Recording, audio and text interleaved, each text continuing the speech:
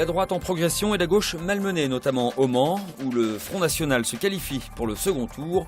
On vous donnera les principaux enseignements de ce premier tour des élections municipales. Trail urbain, futsal et voile, résumé des principaux événements sportifs du week-end. Enfin, on ira à Mamers pour le festival Mamers en mars. Revenons sur les résultats du premier tour des élections municipales de ce dimanche soir.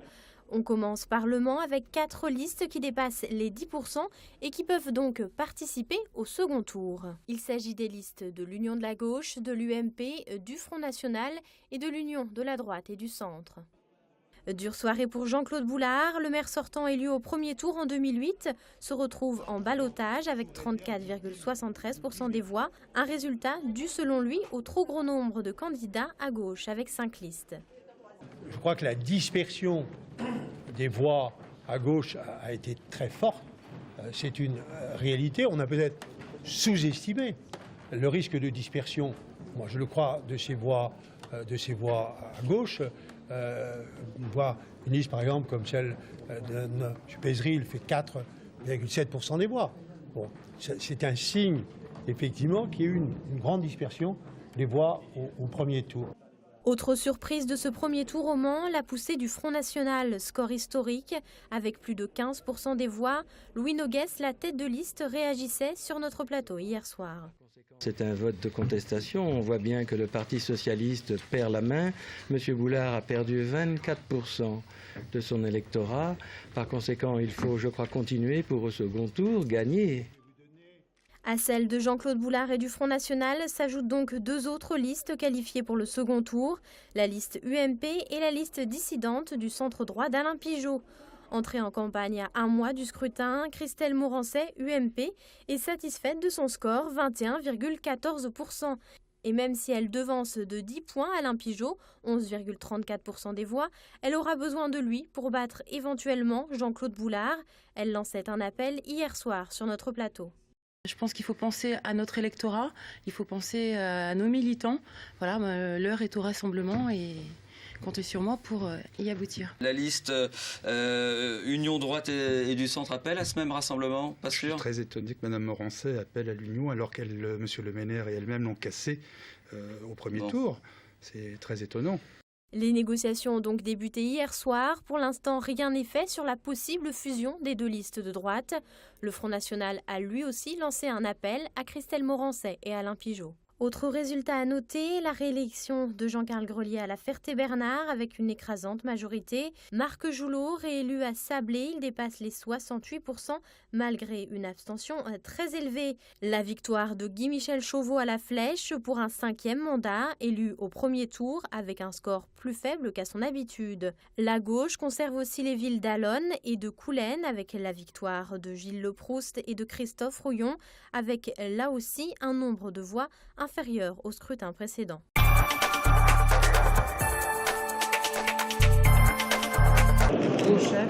La droite regagne du terrain en Sarthe. Malgré les dissensions et affaires qui minent le parti au niveau national, les électeurs ont offert plusieurs villes aux listes UMP, et ce dès le premier tour.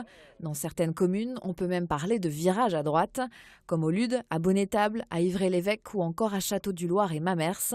Après des années d'une municipalité de gauche, 19 ans pour Mamers, la mairie bascule à droite. Avec 53,87% des voix, Frédéric Beauchef arrive en tête dans tous les bureaux, dont le plus populaire, jusque-là acquis au Parti socialiste. Dès le premier tour, non, pas réellement. On sentait bien depuis plusieurs semaines qu'on avait le vent dans le dos, on sentait bien les retours, l'envie de changement. Mais c'est vrai que c'est plutôt une surprise ce soir. Je pense qu'il y a une adhésion large de l'ensemble des Mamertins qui nous ont fait confiance. Ce n'est pas uniquement une question droite-gauche parce que c'est une élection municipale et il ne faut pas la politiser. Ça a pu jouer à la marge, mais c'est avant tout une équipe qu'on a proposée et un projet concret. En place depuis 1995, le maire sortant socialiste Michel Corbin avait du mal hier à expliquer ce renversement qu'il n'imaginait pas si net. Très sincèrement, je pensais à un score beaucoup plus serré, entre guillemets, et voire un deuxième tour. Alors est-ce que c'est une sanction? Est-ce que c'est un problème de contexte, disons, général? La situation de la ville, j'en sais rien pour l'instant. Il y a 19 ans, c'était un virage à gauche, là c'est un virage à droite. Bon, est-ce que c'est vraiment un virage à droite? Je pense quand même, oui. À droite, on savoure donc cette victoire, à l'image du sénateur Jean-Pierre Chevaux qui tombe dans les bras du candidat fraîchement élu. Fini le bleu pâle, l'UMP reprend des couleurs en Sarthe.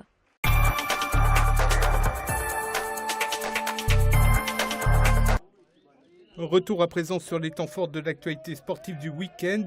Le 10 km du trail urbain du Mans, organisé ce dimanche par Endurance 72, a été remporté par Mohamed Serbouti. L'athlète d'Endurance 72 a devancé le Vendéen Corentin Bossu et Laurent Brochard. C'est vrai qu'on est tout le temps cardiaquement, on monte. Musculairement, on travaille beaucoup en puissance. Et c'est vrai qu'on sent musculairement plus appui.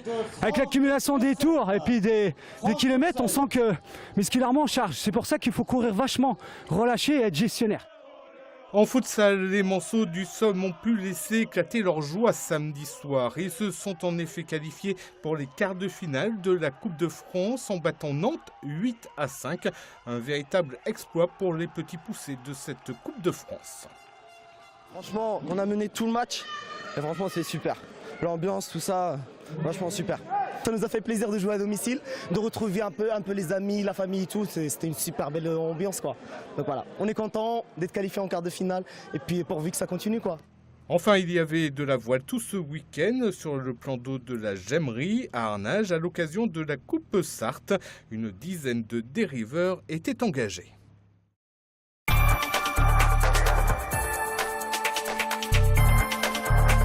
Clap de fin pour Ma mère sans Mars. La 24e édition du Festival de films européens s'est refermée hier soir avec en clôture la cérémonie de remise des prix. Le jury professionnel a récompensé le réalisateur Paolo Zucca pour son long-métrage L'Arbitro et Sylvain Brossolette pour son court-métrage Le Ballon Rouge. Le public a lui plébiscité 2 films dans la catégorie long-métrage, Swim Little Fish Swim et The Closed Circuit. En court-métrage, c'est As It Used to Be de Clément Gonzalez qui est primé. Sur les 3 jours, près de 1400 entrées ont été enregistrées avec des spectateurs qui ont eu droit à des projections très éclectiques. On essaie d'avoir un melting pot de films et puis venus d'horizons totalement différents. On se balade. Cette année, il n'y avait pas moins de 9 nationalités en compétition. Et l'éclectisme cette année, il était également dans le décor. Celle-ci, transparente, a figuré dans le clip de Mia. On en a une autre à l'extérieur qui est CX Cabriolet qui a servi quelques fois comme voiture présidentielle de Groland. Fin des festivités donc, le rideau est tombé, mais le festival devrait revenir l'année prochaine. Il fêtera d'ailleurs son quart de siècle.